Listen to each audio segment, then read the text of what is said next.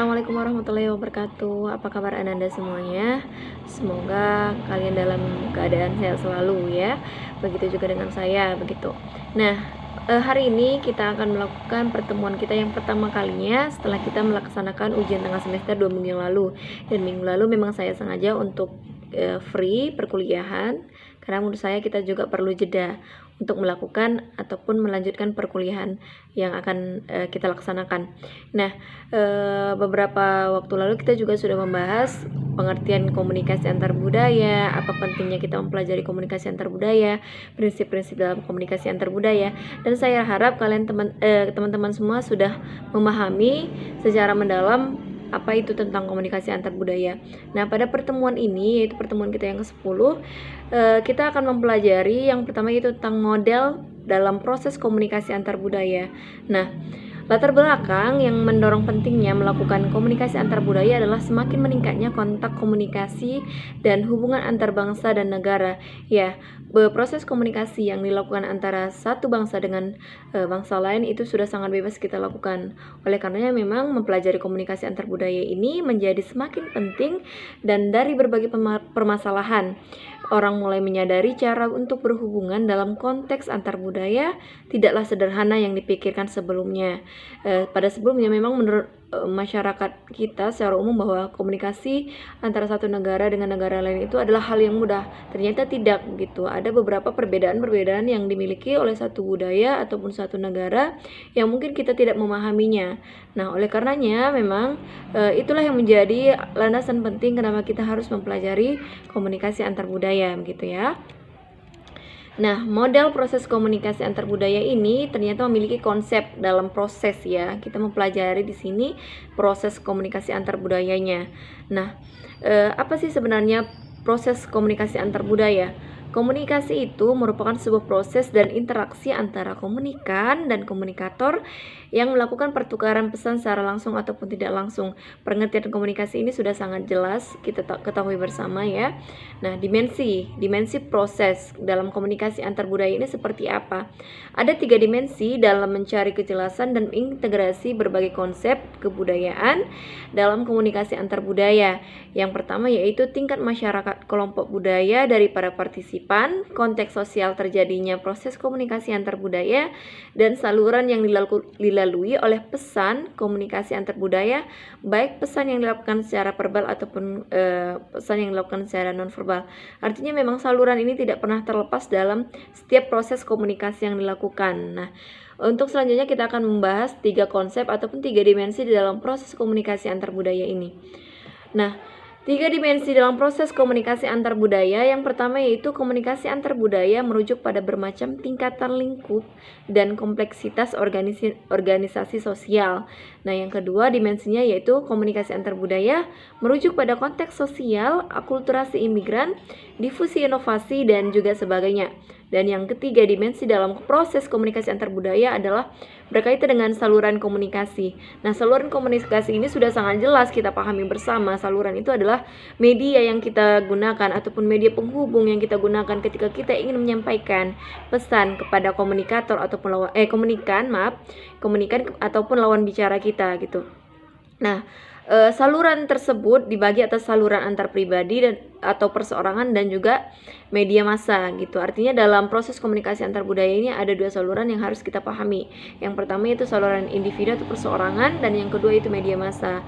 Nah, media mana yang kira-kira memang layak ataupun cocok untuk melakukan komunikasi antar budaya kita harus sesuaikan dengan jumlah ataupun halayak yang menerima pesan dari seorang komunikator.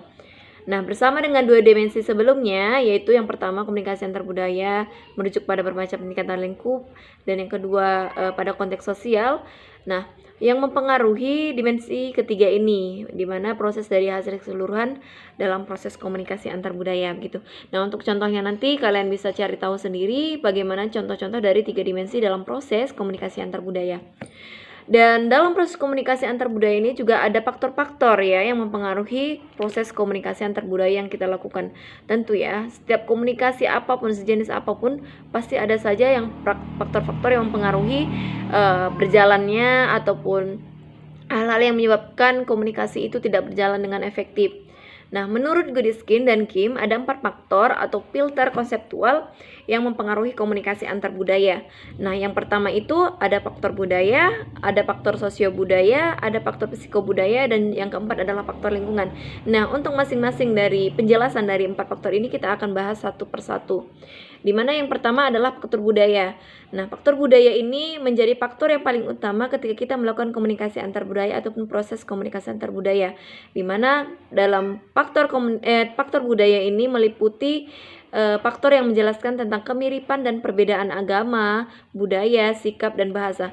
Nah, dalam setiap budaya itu tentu memiliki suatu perbedaan ataupun ciri khasnya masing-masing. Ada juga perbedaan ataupun juga persamaannya, begitu. Itu sudah sangat jelas kita ketahui, misalnya seperti orang Karo dengan orang Batak. Nah, itu memang mereka dalam satu rumpun, yaitu suku Batak gitu ya kan.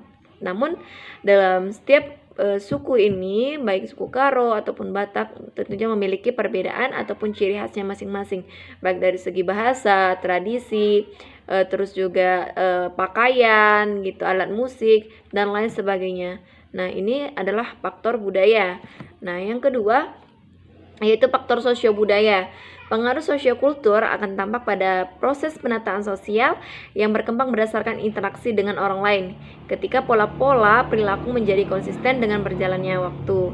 Ada 4 faktor utama dalam sosiobudaya, antara lain keanggotaan dalam kelompok sosial. Keanggotaan dalam kelompok sosial ini maksudnya adalah orang-orang yang memang tergolong dalam satu kelompok budaya. Yang kedua itulah konsep diri, bagaimana kita mengkonsepkan diri ketika kita melakukan proses komunikasi antar budaya dengan orang lain. Yang ketiga yaitu ekspektasi peran, bagaimana kita mengekspektasikan gitu ya, menafsirkan ataupun begitulah maksudnya menggambarkan peran kita ketika kita melakukan komunikasi antar budaya dengan orang lain. Apakah kita menyesuaikan, artinya kita menyesuaikan dengan budaya mereka, ataukah kita tetap mempertahankan budaya kita ketika kita melakukan proses komunikasi antar budaya. Dan yang keempat yaitu definisi mengenai hubungan antar pribadi. Itu adalah faktor sosiobudaya. Nah, yang ketiga adalah faktor psikobudaya. Psiko ini adalah psikologi gitu ya, psikologi dan budaya. Nah, dimensi psikultur mencakup proses penataan pribadi. Artinya inilah bagaimana kita mengelola ataupun memposisikan diri kita ketika kita melakukan komunikasi antar budaya dengan budaya yang lain. Penataan pribadi adalah proses yang memberi stabilitas pada proses psikologis gitu ya. Bagaimana kita menafsirkan pesan. Faktor dalam psikobudaya adalah stereotip dalam sikap terhadap kelompok orang lain. Nah, untuk stereotip ini memang sudah sangat sering kita sering kita temuin dalam kehidupan kita sehari-hari. Nah, stereotip ini seperti dugaan-dugaan yang bersifat positif atau juga negatif tentang suatu budaya ataupun kelompok yang lain. Sering ya, misalnya seperti contoh stereotip tentang orang Batak. Orang Batak itu keras ya. Nah, itu adalah stereotip tentang orang Batak. Padahal nggak semua orang Batak itu memiliki sifat yang keras. Mereka menggambarkan melalui suara ataupun intonasi ketika mereka berbicara ya. Nah, itulah salah satu bentuk stereotip ya. Masih banyak lagi stereotip lainnya. Misalnya seperti contoh yang lain seperti orang Padang. Nah, biasanya orang lain akan mempersepsikan atau menstereotipkan orang Padang itu sebagai orang yang pelit gitu ya. Padahal nggak semua orang Padang itu pelit, tapi itu yang menjadi stereotip terhadap orang Padang. Dan masih banyak lagi contoh-contoh lainnya, dan pembahasan ataupun tentang stereotip ini akan kita bahas untuk pertemuan selanjutnya. Kedua faktor tersebut menciptakan penghargaan mengenai cara orang lain berperilaku dan pada akhirnya akan mempengaruhi cara kita menafsirkan stimulus yang datang dan prediksi kita tentang perilaku orang lain. Artinya ketika stimulus itu datang gitu kan, kita akan menafsirkan ataupun memberikan respon terhadap stimulus yang datang. Bagaimana kita memberikan respon kepada pesan yang disampaikan oleh komunikator kepada kita gitu. Misalnya sebagai contoh, etnosentrisme ini adalah bagaimana kita menafsirkan perilaku orang lain dengan pemikiran diri sendiri dan ingin orang lain berlaku sama seperti kita. Artinya dengan kata lain ini adalah bentuk keegoisan seseorang. Kita harus gimana? Kita menafsirkan ataupun memberikan tanggapan kepada orang lain bahwa mereka harus bertindak seperti apa yang kita inginkan gitu. Itu tidak bisa dalam proses komunikasi antar budaya. Itulah yang disebut dengan etnosentrisme. Antara stereotip dan etnosentrisme ini saling berkaitan nantinya, dan ini akan kita bahas untuk yang pertemuan selanjutnya ya. Ini dasarnya saja saya jelaskan. Yang keempat, tadi kan udah disebutkan faktor psikobudaya, dan yang keempat adalah faktor lingkungan. Nah, dalam proses komunikasi antar budaya juga, lingkungan mempengaruhi bagaimana kita melakukan proses komunikasi antar budaya dengan budaya yang lain. Nah, lingkungan akan mempengaruhi kita dalam melakukan penyandian ataupun penyandian balik suatu pesan. Lingkungan mencakup iklim, lokasi geografis, lingkungan fisik, dan persepsi kita atas suatu lingkungan. Ya benar ya, lingkungan ini sangat mempengaruhi kita bagaimana kita melakukan proses komunikasi antar budaya dengan orang lain. Ya, misalnya sebagai contoh nih, sebagai contoh, Amerika Utara dan orang Kolombia memiliki cara pandang berbeda tentang ruang keluarga, ya, pengertian keluarga. Di mana bagi orang Amerika itu ruang keluarga adalah tempat berkumpul ataupun bercanda, artian dalam informal begitu ya, tidak terlalu kaku. Berarti bagi orang Amerika, keluarga itu menjadi tempat kita untuk cerita, tempat kita untuk curhat gitu, tempat kita untuk sharing, meminta pendapat. Nah, sedangkan untuk bagi orang Kolombia, bahwa ruang keluarga adalah tempat formal gitu. Artinya kita tidak bisa sebebas mungkin berbagi sesuatu ataupun menceritakan sesuatu kepada keluarga. Nah, ini adalah perbedaan cara pandang tentang ruang keluarga bagi orang Amerika begitu, dan juga orang Kolombia gitu. Dan setiap budaya itu memang memiliki sudut pandangnya masing-masing terhadap ruang keluarga ya. Nah, dalam proses ataupun modal komunikasi antar budaya ini juga ada unsur-unsur komunikasi antar budaya ya. Ada unsur-unsur yang memang harus diperlukan ketika kita melakukan proses komunikasi antar budaya. Bukan hanya komunikasi antar budaya, semuanya jenis komunikasi tentunya juga tidak terlepas dari yang namanya unsur-unsur komunikasi. Ya, unsur-unsur komunikasi itu sudah sangat dekat dengan kalian ya, sebagai orang komunikasi, seperti komunikator. Nah, komunikator tidak harus saya jelaskan kembali apa itu komunikator. Nanti mungkin kalian bisa baca ataupun pahami kembali tentang unsur-unsur dalam komunikasi. Yang pertama itu yaitu komunikator ya. Komunikator ini seperti saya gitu. Saya komunikator sekarang, dan kalian adalah komunikan. Jadi komunikator itulah orang menyampaikan pesan dalam komunikasi antar budaya, merupakan pihak yang melakukan proses pengiriman pesan terhadap komunikan. Dan yang kedua itu komunikan. Nah, komunikan dalam proses komunikasi antar budaya yang kita lakukan ini adalah kalian. Nah, kalian itu mungkin terdiri dari budaya orang suku Simalungun, Jawa, Mandailing, banyak lagi ya. Sedangkan saya di sini adalah suku Simalungun ataupun Karo gitu. Nah, jadi di sini kita sudah melakukan proses komunikasi antar budaya, dan kalian adalah komunikan, saya merupakan komunikatornya gitu. Nah, ada 3 bentuk pemahaman pesan ya dalam komunikasi antar budaya: kognitif, afektif, dan juga overaction. Nah, kognitif ini adalah penerimaan pesan oleh komunikan sebagai sesuatu yang benar. Artinya, apa yang kita sampaikan, apa yang disampaikan oleh komunikator kepada komunikan menganggap bahwa apa yang disampaikan oleh komunikator tersebut adalah bersifat benar, ya. Mereka tidak memberikan persepsi yang buruk terhadap apa yang disampaikan komunikator gitu. Mereka langsung mempercayai. Artinya satu arah gitu. Apa yang disampaikan itulah yang dianggap benar gitu. Walaupun informasi yang disampaikan oleh komunikator itu belum tentu benar, tapi komunikan menganggap bahwa pesan yang disampaikan oleh komunikator itu bersifat benar. Nah, ini adalah penjelasan bentuk pesan, yaitu yang kognitif. Yang kedua yaitu afektif. Afektif merupakan kepercayaan komunikan bahwa pesan tidak hanya benar tetapi baik dan disukai. Nah, ini lebih baik lagi ya dibandingkan kognitif tadi, di mana di sini pesan tidak hanya dianggap benar tapi dianggap baik dan juga disukai oleh komunikan. Nah, ini adalah afektif, pesan yang berbentuk afektif. Dan yang ketiga yaitu overaction, merupakan tindakan yang nyata, yaitu kepercayaan terhadap pesan yang baik dan benar sehingga pesan tersebut memang layak untuk diterima oleh komunikan dari komunikator ya. Itu adalah bentuk pesan dalam komunikasi antar budaya. Yang pertama adalah kognitif, yang kedua afektif, dan yang ketiga adalah overt action ya. Untuk pemahaman selanjutnya, kalian bisa cari referensi yang lain untuk penjelasan masing-masing dari pemahaman pesan dalam komunikasi antar budaya. Dan yang ketiga adalah unsur komunikasi. Dalam proses komunikasi antar budaya adalah pesan ataupun simbol. Pesan ini ya seperti yang saya sampaikan ini. Nah, pesan yang saya sampaikan ini bersifat edukatif gitu.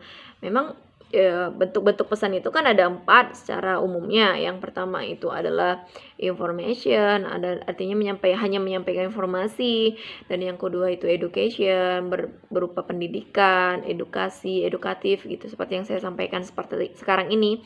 Yang ketiga yaitu bersifat persuasif, mempengaruhi lawan bicara kita, dan yang keempat adalah entertain, artinya hiburan gitu. Nah, pesan berisi pikiran, ide, ataupun gagasan dan perasaan yang berbentuk simbol. Simbol digunakan untuk mewakili maksud tertentu seperti kata-kata dan simbol-simbol nonverbal. Nah, untuk pengertian simbol nonverbal ini sudah kalian pahami dan sudah kita bahas bersama. Nah, pesan dalam komunikasi antar budaya ini memiliki 2 aspek yang utama. Yang pertama adalah isi dan yang kedua adalah treatment ataupun perlakuan. Pilihan terhadap isi dan perlakuan terhadap pesan bergantung pada keterampilan komunikasi, sikap, tingkat pengetahuan, posisi dalam sistem sosial dan kebudayaan. Nah, benar ya, ketika kita melakukan komunikasi itu agar memang komunikan itu menangkap pesan yang kita sampaikan, itu harus dibutuhkan memang keterampilan dalam berkomunikasi ya. Tidak hanya itu, kita juga harus memperhatikan sikap, attitude ya. Sikap kita ketika kita berbicara dengan orang lain ataupun orang banyak gitu. Karena itu sangat mempengaruhi bagaimana komunikan menangkap pesan yang kita sampaikan. Yang keempat adalah unsur media ya, media. Seperti yang kita sampaikan saat ini, saya menggunakan media handphone untuk melakukan komunikasi dengan kalian melalui sebuah aplikasi new media ya, YouTube. Inilah bentuk komunikasi yang saya lakukan kepada kalian. Dan pengertian dari media itu sendiri, dalam proses komunikasi antar budaya, media merupakan saluran yang dilalui oleh pesan ataupun simbol, di mana ada 2 tipe saluran yang disepakati para ilmuwan sosial, yaitu sensory channel, yakni saluran yang memindahkan pesan sehingga akan ditangkap oleh 5 indera manusia, yaitu cahaya, bunyi, tangan, hidung, dan lidah. Nah, itu adalah bentuk sensory channel. Sedangkan saluran kedua yaitu institutional channel, yang dimana maksudnya yaitu percakapan tatap muka, material percetakan, dan juga media elektronik. Nah, ini adalah saluran yang kita gunakan dalam berkomunikasi ini. Inilah bentuknya gitu ya, melalui percakapan tatap muka, material percetakan, dan juga media elektronik gitu. Contoh-contohnya juga sudah sangat banyak. Nah, salah satunya televisi, itu adalah jenis saluran institutional channel gitu ya. Para ilmuwan sosial menyimpulkan bahwa komunikan akan lebih menyukai pesan yang disampaikan melalui kombinasi 2 atau lebih saluran. Benar ya, komunikan itu akan lebih menyukai ketika kita ataupun ketika komunikator menggunakan 2 saluran ataupun 2 media dalam menyampaikan informasi. Misalnya seperti contoh ketika kita ingin melakukan sebuah festival budaya gitu. Nah, untuk mendukung keberhasilan festival yang kita lakukan, maka media yang kita gunakan juga harus memang sesuai dengan apa yang diinginkan oleh masyarakat.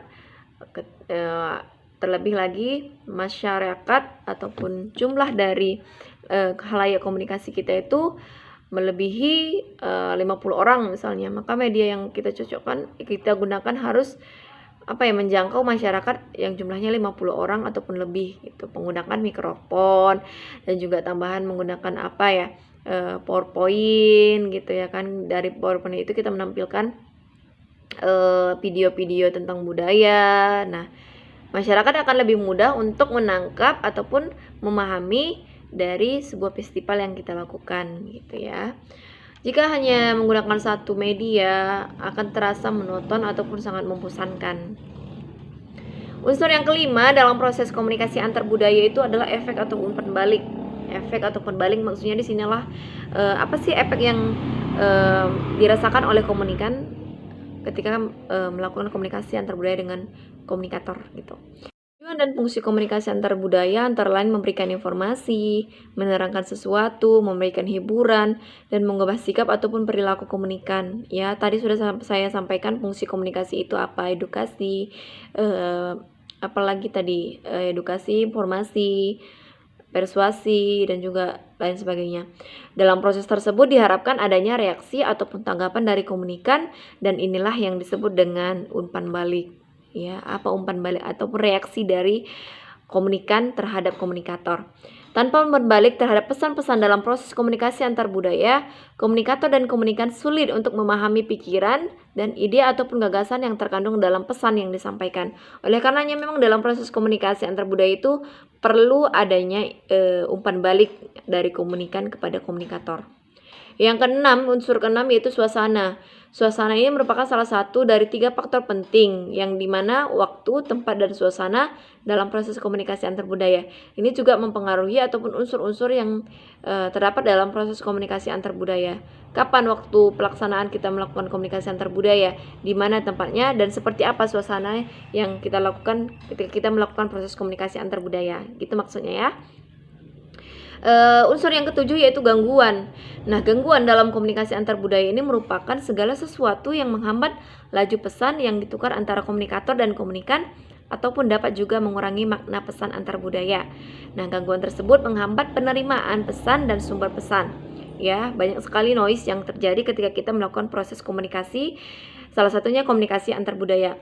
Gangguan yang berasal dari komunikator itu bersumber dari perbedaan status sosial dan juga budaya, latar belakang pendidikan, dan juga keterampilan berkomunikasi. Ini merupakan gangguan yang berasal dari komunikator, ya, bersumber dari sosial, budaya, pendidikan, dan juga keterampilannya melakukan komunikasi kepada komunikan. Sedangkan gangguan yang berasal dari pesan disebabkan perbedaan pemberian makna pesan yang disampaikan secara verbal ataupun perbedaan tafsir atas pesan non-verbal.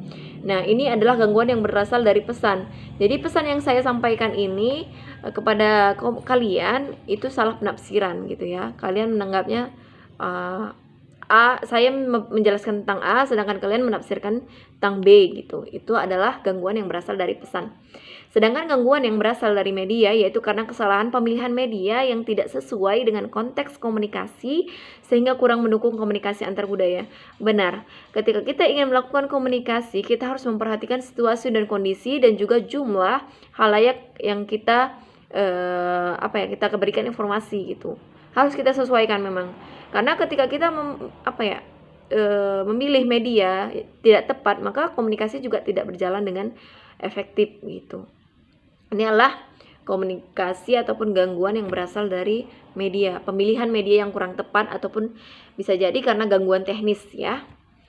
De Vito menggolongkan 3 macam gangguan. Yang pertama, gangguan fisik berupa intervensi dengan transmisi fisik, isyarat ataupun pesan lain.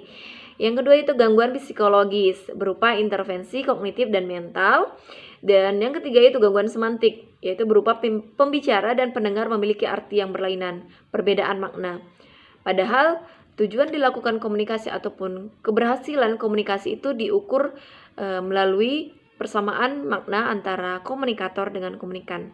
Nah, ini adalah 3 golongan ataupun 3 macam gangguan menurut De Vito. Nah, mungkin itu saja yang bisa saya sampaikan pada pertemuan hari ini mengenai model proses komunikasi antar budaya. Dan untuk minggu depan kita akan membahas tentang model, proses, hambatan juga cara penanggulangannya. Apa saja model-model yang ada dalam proses komunikasi antar budaya, bagaimana hambatan yang dilalui, dan juga bagaimana cara penanggulangannya gitu. Oleh karenanya minggu depan saya harap kalian juga masih tetap semangat untuk mengikuti perkuliahan komunikasi antar budaya. Mungkin kalian bertanya, kenapa pada pertemuan ini kita melakukan perkuliahan melalui video seperti ini di konten YouTube saya? Karena menurut saya setelah saya memperhatikan dan juga saya melakukan evaluasi perkuliahan-perkuliahan sebelumnya, banyak dari teman-teman yang tidak bisa secara maksimal mengikuti perkuliahan gitu. Mungkin disebabkan beberapa faktor. Salah satu faktor yang tidak mendukung yaitu mungkin kalian bekerja gitu. Banyak teman-teman yang bekerja sehingga tidak bisa mengikuti perkuliahan secara maksimal. Jadi ketika teman-teman tidak bisa mengikuti perkuliahan secara maksimal, maka ilmu yang saya sampaikan ataupun materi yang saya sampaikan juga tidak bisa kalian tangkap dengan baik gitu kan, karena tidak bisa diulang ketika kita melaksanakan menggunakan Google Meet ataupun Zoom meeting. Sehingga saya memiliki inisiatif untuk melakukan perkuliahan menggunakan video seperti ini, karena dengan saya mengupload ke YouTube, kalian juga bisa menontonnya berulang-ulang kali gitu. Jadi teman-teman yang memang sibuk bekerja untuk malam ini, besok pagi sudah juga bisa mengikuti perkuliahan. Artinya tidak ada yang ketertinggalan ya. Ya, mungkin itu saja yang bisa saya sampaikan. Untuk pertanyaan ataupun diskusi kita melakukan di grup WA ataupun juga di Classroom ya. Kalau misalnya ada yang ingin ditanyakan, silakan. Dan untuk absensinya kita double minggu lalu dan juga minggu sekarang itu di Classroom. Kalau baik itu saja yang mungkin bisa saya sampaikan. Saya akhiri. Wassalamualaikum warahmatullahi wabarakatuh.